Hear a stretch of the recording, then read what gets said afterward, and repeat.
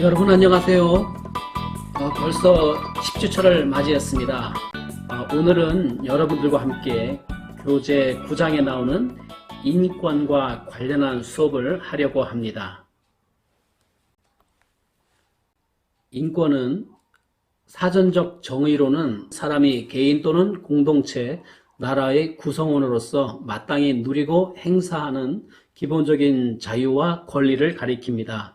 인권에 관한 논의는 필연적으로 이 지구를 공유하며 살아가고 있는 나 외의 다른 사람들을 어떻게 대해야 하는가와 관련이 있습니다. 이러한 맥락에서 인권을 존중하고자 노력하는 것은 곧 인간 존엄의 추구라고 할 수 있습니다. 인권은 이 지구상에 살고 있는 인류 한 사람 한 사람의 존엄을 보호하고 존중하고 인식하는 것에 대한 이야기입니다. 한 사람의 인권이 보호되지 않을 때 결국 사회에 속한 모든 사람의 인간다움과 존엄성이 파괴됩니다. 그렇다면 인권에 있어 기본적인 자유와 권리란 어떤 차원을 의미할까요? 이 자유 및 권리의 문제와 관련하여 결코 지나쳐 보아서는 안 될 점이 있습니다.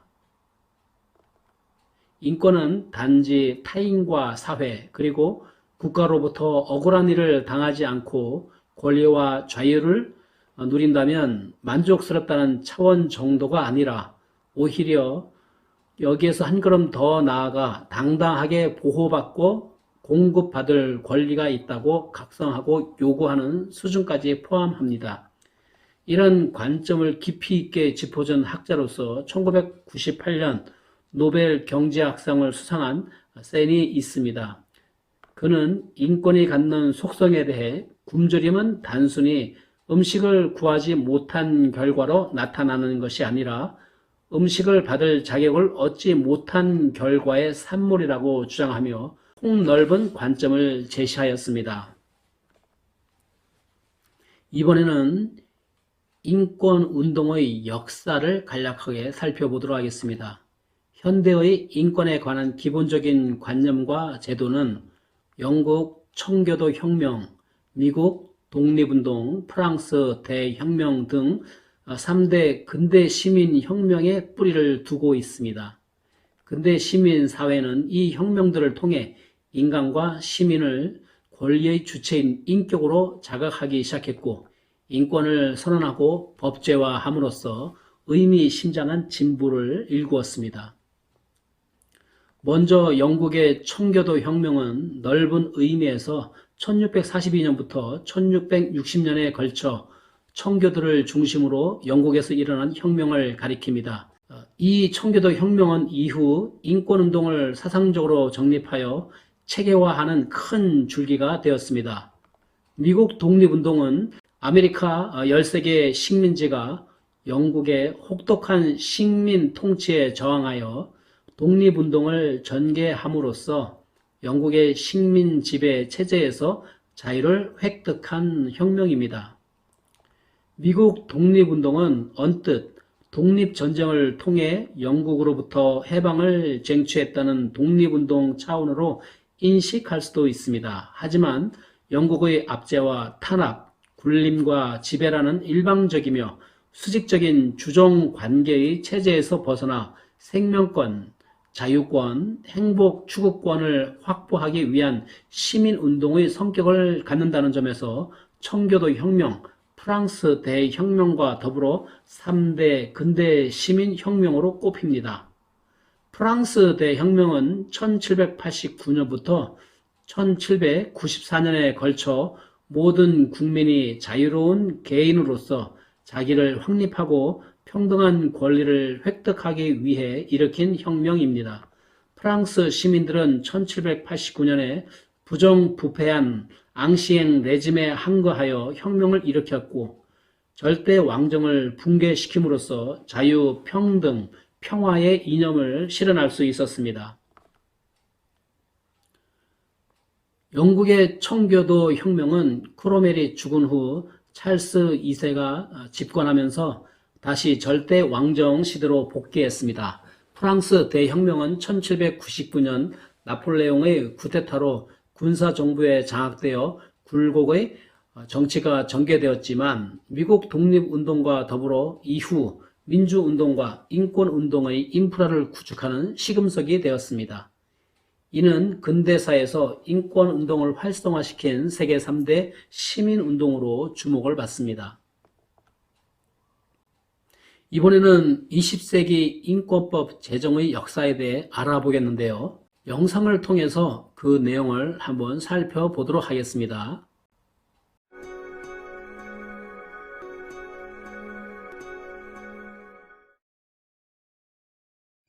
안녕하세요. 해리슨 포워드입니다.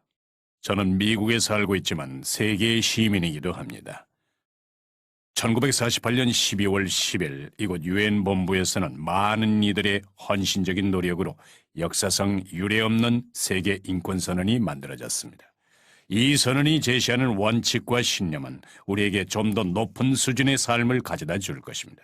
이 선언이 모든 인권 침해를 예방할 수 있는 것은 아니지만 누구에게나 어디에서나 적용할 수 있는 인권 규범을 제시하고 있습니다.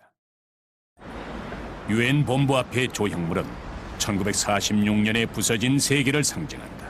기본적 인권을 갈구하는 세계다. 아마도 세계인권선언의 창시자들이 본 세계의 모습이 이렇지 않았을까요? 2차 세계대전 이후 이 아름다운 금색의 구는 파괴되었습니다. 내부의 홍수로 인해 파괴되었을 수도 있지만 알을 깨고 나와야만 새로운 것이 탄생되듯 그러한 이유로 파괴되었을지도 모릅니다. 대중적 지지를 받았던 영부인 엘리노어 루스벨트 여사가 유엔 인권위원회의 초대 위원장으로 선임됐다. 그녀는 가난한 이들과 억압받는 이들을 진정으로 옹호하는 사람으로서 이미 전 세계적 명성을 얻고 있었다. 당시 유엔에서는 권위 있는 지위에 오른 여성이 단 한 명도 없었다. 이런 상황에서 그녀가 세계 최초의 국제적 인권 선언문을 기초할 그룹의 위원장으로 지명됐다는 것만으로 그녀가 국제적으로 얼마나 인정받고 있었는지 가늠할 수 있다. 오른쪽의 프랑스 대표 르네 카상 교수부터 소개하겠습니다. 다음은 칠레 산타크루즈 대표입니다. 루스벨트 여사는 강력한 의지를 갖고 인권위원회 위원장의 임무를 수행했다. 세계 인권선언 전문 초안은 단어 하나하나가 여러 번 철저하게 검토됐다. 미국 독립선언문의 영향을 받은 제1조는 모든 사람은 평등하게 창조되었다고 규정했다. 이에 인도의 한산 메타 여사는 선언의 MEN, man이라는 표현이 문자 그대로 남자라고 해석될 여지가 있다는 이유로, 소련 대표는 창조되었다는 동사가 종교적으로 해석될 여지가 있다는 이유로 이의를 제기했다.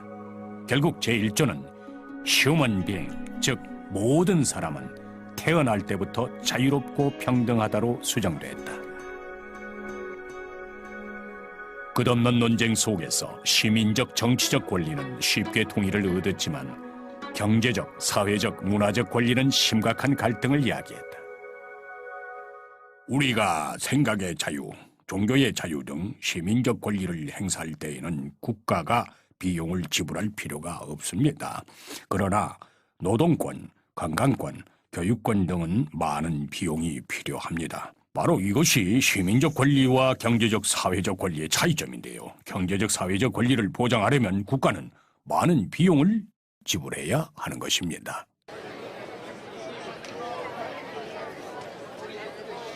(1948년) 파리. 세계 인권선언의 최종안을 논의하고 있는 찰스 말릭 위원장이다. 운명의 날인 12월 10일은 유엔 사무국 직원 모두에게 정말 감동적인 날이었습니다.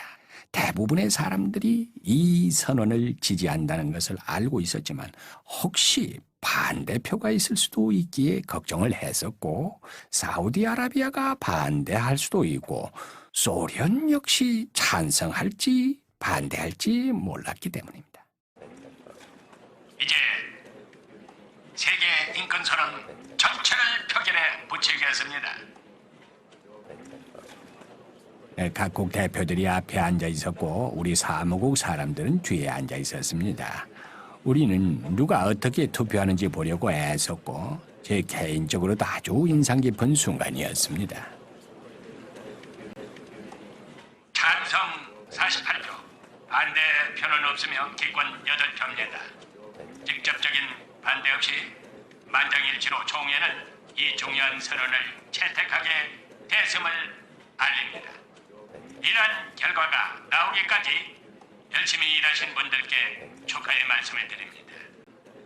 특히 그동안 고생 많으셨던 미국 대표 루즈벨트 여사께 진심으로 축하의 말씀을 전하는 바입니다.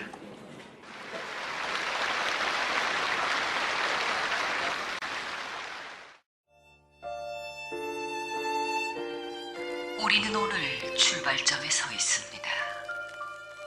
유엔의 역사와 인류의 역사상 위대한 출발점이죠. 세계 인권 선언은 전 세계에 살고 있는 모든 사람들을 위한 대헌장이 될 것입니다. 앞으로 갈 길이 멀지만 선언의 채택을 기념하고 축하하는 순간이었다. 이 새로운 인권 선언은 인류를 위한 아주 중요한 공헌이었다.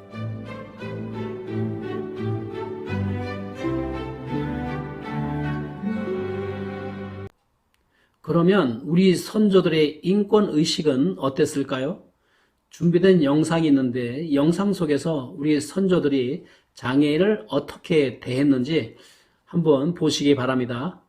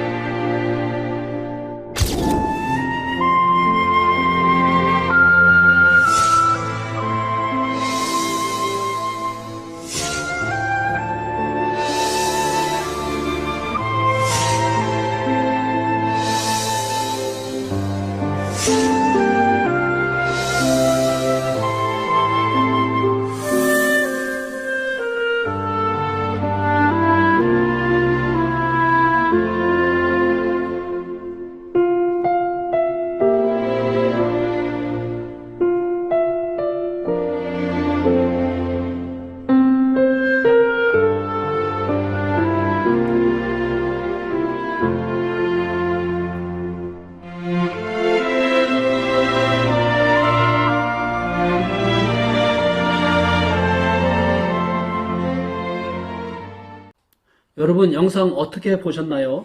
우리 선조들의 생각 속에는 세상에 버릴 사람은 아무도 없다는 인간에 대한 소중한 존재의 가치를 인식하고 존중하였음을 엿볼 수 있습니다. 1948년 12월 10일 국제연합에서는 마침내 세계의 인권선언을 결의하여 선포했습니다. 전문가 30개 주로 작성된 이 세계인권선언은 이 세상의 모든 인간이 경제, 사회, 문화, 시민권 등 고유한 인권을 가지고 있다고 선언했으며 인권이 구체적으로 실현되는 원리와 지침을 제공해 주었습니다. 이 선언은 오늘날까지도 법률 문서의 마그나 카르타로 활용되고 있습니다.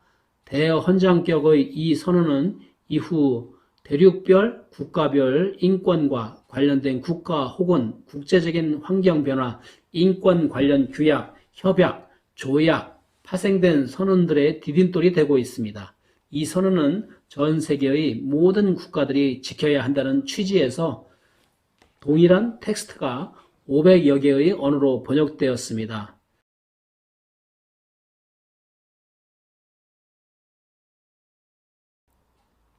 우리나라에도 인권을 위해 힘썼던 위인들의 이야기가 있습니다. 오늘 수업에서는 여성 인권의 선구자 이태영 변호사를 한번 만나보시겠습니다.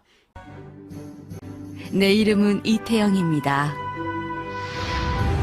저는 남성 위주의 봉건사회에서 어머니와 오빠의 도움으로 차별 없이 교육을 받고 자랐죠.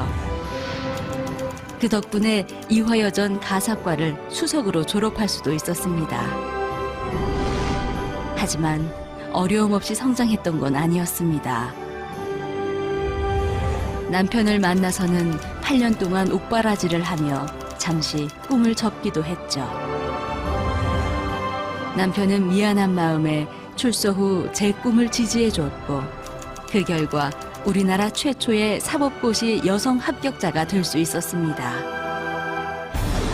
38, 늦은 나이에 이룬 결과였지만 남편과 내 아이에게는 미안한 마음이 들었죠.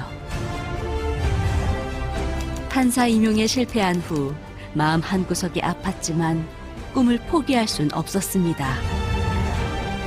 나는 불우하고 소외받는 이 땅의 여성들을 위해 변호사의 길을 걷기로 결심했죠. 또 여성 법률 상담소를 열고 여성에 대한 차별 철폐, 가정폭력의 해결, 호주제 폐지 등 여성 인권을 위한 사회 운동도 펼쳐나갔습니다.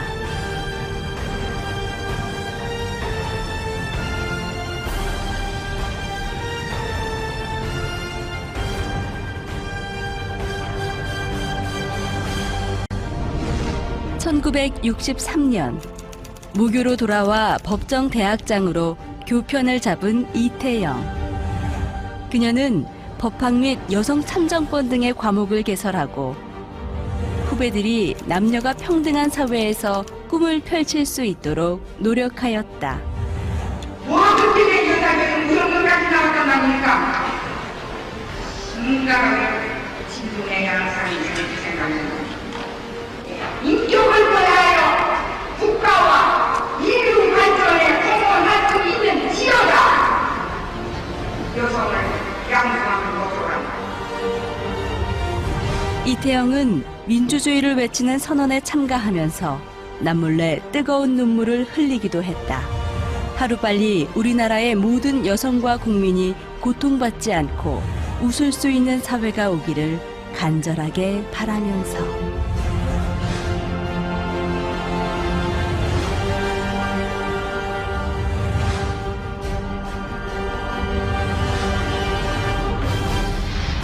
평생을 여성의 사회적 지위 향상과 인권을 위해 헌신하며 여성인권 운동의 새 장을 연 시대의 양심 이태영. 네, 이번에는 기독교에서 강조하는 인권에 대해 알아보겠습니다. 기독교에서 강조하는 인권은 모든 인간이 하나님의 형상에 따라 지음을 받았다는 논점에서 출발합니다. 창조주 하나님께서는 우주 만물의 창조를 마무리하신 후 가장 마지막으로 첫 인간 아담을 지으셨죠. 그때 하나님께서는 창세기 1장 26절에서 우리의 형상을 따라 우리의 모양대로 우리가 사람을 만들고 그들로 바다의 물고기와 하늘의 새와 가축과 온 땅과 땅에 기는 모든 것을 다스리게 하자라고 말씀하셨는데, 이는 인간에게 만물을 잘 다스릴 수 있는 통치 능력을 주시기 위해 하나님의 형상을 닮은 존재로 만드셨다는 것입니다. 교부 어거스틴은 하나님께서 인간에게 주신 고유한 형상을 존엄성이라고 보았습니다. 종교 개혁자 존 칼빈은 우리 인간이 하나님의 형상대로 지음받았기에 다른 피조물들과는 구별되는 존귀한 존재라고 주장했으며, 인간에게 부여하신 하나님의 형상을 가리켜 도덕적 형상이라고 이해했습니다. 그래서 인간에게 주어진 하나님의 형상은 인간의 존엄성과 존재의 가치를 규정해주는 절대적 근거가 됩니다. 마지막으로 영상을 준비했는데요. 서울 동대문 쪽방촌의 등대 교회 이야기로서 어두운 세상에 빛을 비추는 등대와 같은 역할을 하겠다는 의지를 담은 등대의 교회입니다. 한번 영상으로 만나보시기 바랍니다.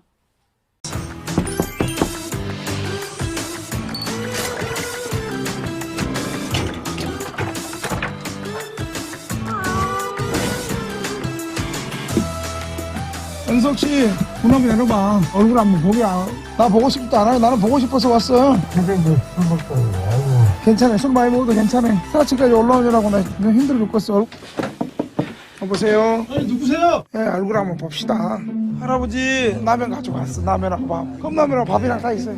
얼른 오세요. 같이 갑시다. 저는 등대교회 김양옥 목사라고 합니다. 동대문 쪽방 주민들과 주변에 있는 노숙인들이 저희 교회 사역의 대상입니다. 원래 쪽방이라는 말은 큰 방을 쪼갠다는 그런 의미입니다. 0.5평에서 1.2평 삽니다. 최저 도시주민들로 보면 되겠습니다. 천장 물이 많이 차가지고 잠을 잤어. 발을 어떻게 뻗어? 발은 딱 맞아. 이빨 차. 한 3cm. 지금 수급자 살렸어요? 못 살렸어요? 취소돼요. 뭐 때문에 취소가 됐어요? 내가 그거 갔다 왔다니까. 술을 하루에 한 30통 먹어야 낫걸요. 담배는 내가 피고 사기래요. 사기면 죽는 거래요. 올해 연세가 어떻게 되시죠? 91도 갖고 와서 풀고 이제 한 편이나 버리라는 게 또 나가고 자녀들 여기 한번 와본 적 있어요? 여기로 오라 하겠어요 제가. 응급실에 실려갈 때가요. 6번째 항암이 언제냐고 거시기 모르겠더라고요. 여러분 어떤 것이 가장 힘듭니까? 그러니까 고독이라는 거예요. 고독. 외로우니까 술 먹고 도박하고 외로움을 극복하는 방법을 이분들이 모르는 거죠. 할렐루야. 우와, 여기 다 있었네. 그래도 안주가지고 미쳐가지고 이거 뭐야 이거 안주 없이. 할렐루야. 할렐루야 말로 하지 말고 교회로 와야지. 할렐루야. 예수님이네. 아멘. 네, 마령을 빌려주세요. 네. 술은 있는데 안주가 없어? 사디찬 바닥에서 새우깡 하나 놓고 깡소주 먹는 그 아픈 인생. 그런데 여러분, 친구 없는 자의 친구가 되시고 소망 없는 자의 소망이 되시는 그 예수님께서 바로 여러분을 찾고 있습니다. 상태는 박명호 성도님, 형 이제 이름을 출석부에 지으면 안 되잖아. 정남형제 주일날만 나와서 하나 나갑시다. 언제 저분들이 갑자기 이제 돌아가시는 분들이 생기고, 그래서 때를 놓치지 않고 참 복음을 전해야 되겠다 그런 생각을 많이 하지요. 방어줄 데가 없어가지고 돈도 없지만 그러면 우리 교회를 일단 들어오면 돼. 우리 교회를 일단 들어. 술집 까놓고 목사님 너무 잘해주니까 연초가 없으면 못 들어가. 아니 그게 내가 너무 잘하니까 염치가 없어서 못 들어주니까 그냥 오면 돼. 교회 쌀하고 라면하고 김치하고 반찬들이 많으니까 떨어지면 무조건 와서 달라 그랬어. 사지 말고. 말로만 예수 믿으세요 기도합니다가 아니고 실제적으로 우리 시대에 어려움 당한 사람들을 도와주고, 내가 도와줘도 되돌려 받을 것이 없는 주님의 긍휼의 마음을 좀 달라고 그렇게 기도하고 있습니다. 송재 성도님. 네, 마름지 동생 누웠어요. 송상호. 울고 싶어라. 울고 싶어. 울어도 돼. 울고 싶어. 울어도 돼. 이 눈물을 주님 앞에 나와서 흘러. 목사님, 이제 내가 성리하고 면은. 아이 괜찮아. 목사님. 우리 목사님은 유별나게 특별해요. 거지들만 보면은 반가워갖고 안아주고 막 그래요. 저도 여기 오기 전에는 거지였걸랑요? 또 돌아다니는데요. 모사님 덕분에 안 돌아다니고 지금까지 살아오는 거예요.